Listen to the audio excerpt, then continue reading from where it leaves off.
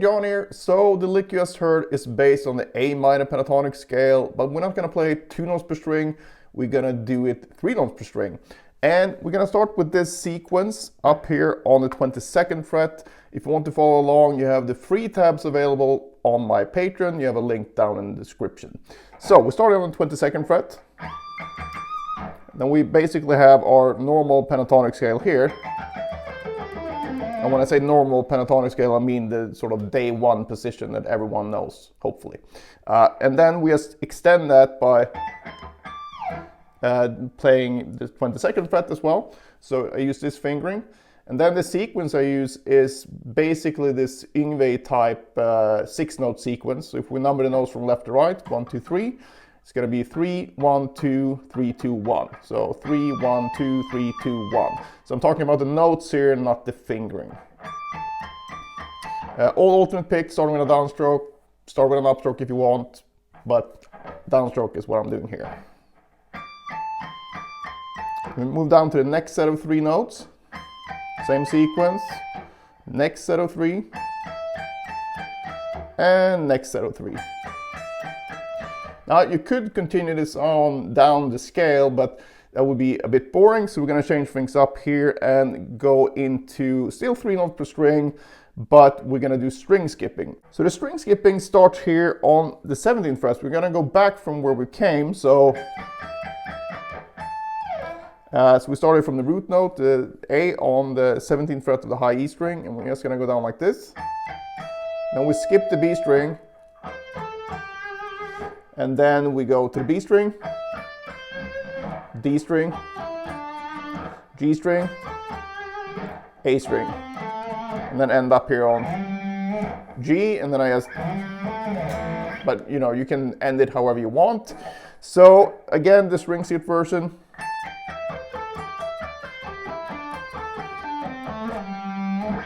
And when you practice this, I would highly suggest that you work on different sections. So you can sit here for a while.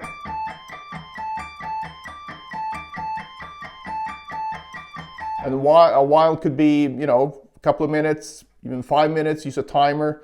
So I know that Petrucci used to work a lot in 5-minute increments. I think Rusty Cooler did the same, and I think there's a lot of different great pickers that have done that kind of approach. So you can try that if you want, and if you do that, I would do 5 minutes in each of these positions. So 5 minutes here, and don't go for speed, just go for accuracy and relaxation. So we're really programming our technique here, so you don't need to go for it at this point, right? So we're building the base, and then you do that 5 minutes here, 5 minutes here, and 5 minutes here. And like I said, you don't have to do exactly 5 minutes. You can do less if you want. And then after that, we're going to go into this one. And here I think it's really helpful to spend a lot of time, because this can be quite tricky to do.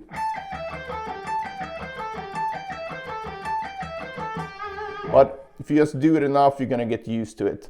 So, and after you've done that throughout the whole thing, so you do 5 minutes, 5 minutes, 5 minutes, I would take 2 positions and go between them. So I would go between the first and second.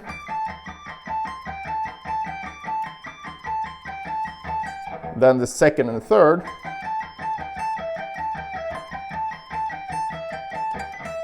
Third and fourth. And then fourth and fifth in this case. And this one is particularly important, I think, because it's one thing to, get into this, so you're kind of in this single string mode, but then when you have to shift into string skipping, it can be quite tricky for your right hand, because you're kind of going from a lot of notes on one string, and then all of a sudden you're going to have 3 notes per string, and every 3 notes you need to not only change string, but you need to skip it as well. So working on this can be really helpful, so you can get used to that switch basically.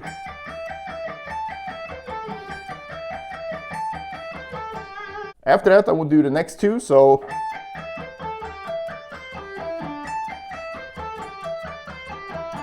this one is also very helpful, because you get to work on an even bigger skip here from the D string to the E string. and then you go on until you reach the end of the lick. So that's a good approach for practicing pretty much anything that's a bit longer, and especially when you can repeat sections like this. So if you just put them together again once more slowly.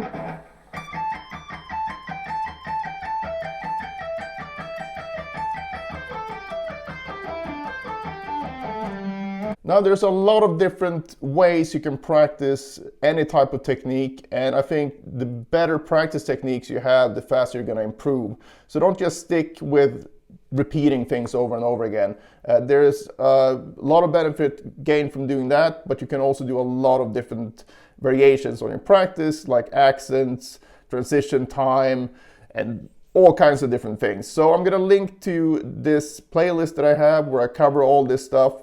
And this is the stuff that I use myself on a daily basis. And this is the same things that I give my private students as well. So you can check these practice techniques out in this playlist. Now, if you want to improve your alternate picking a lot, I highly encourage you to check out my Pentatonic picking power book. And you have a little bit of a commercial coming up here. So good luck with this one, and let me know if you have any questions.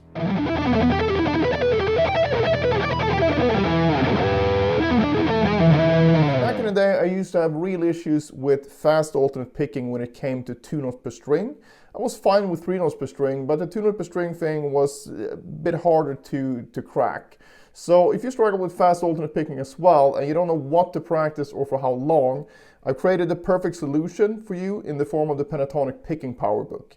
So in this book, you'll find a daily workout that will not only help your pentatonic picking, but will also upgrade your overall alternate picking technique. So it contains basically the same exercises I use myself to develop my picking abilities, as well as numerous students over the years that I've given the same exercise to with great results. So I know these exercises work as long as you put in the work. So it's not a quick solution or quick fix. It will still take a lot of work, but at least you have a very easy to follow routine. So if you're up for a big alternate picking upgrade in 2024, I cannot think of a better start. It's $9 and I think it's very underpriced, but I did it that way just so as many people as possible could be helped by this. So check that out.